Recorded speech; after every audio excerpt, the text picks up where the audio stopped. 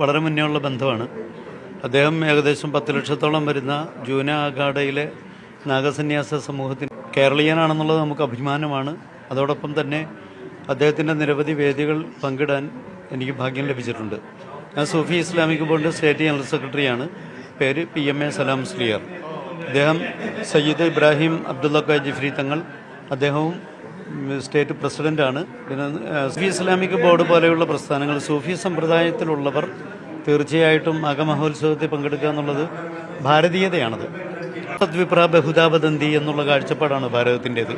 വിഭിന്നമാണെങ്കിലും പുഴ ഒഴുകും പോലെ ആ ഒഴുകുന്ന പുഴയിൽ സർവ്വതും ഒഴുകിപ്പോകുമ്പോഴും ജലം സ്വച്ഛമായും സുന്ദരമായിട്ടും എല്ലാവർക്കും ഉപയോഗപ്രദമാണ്.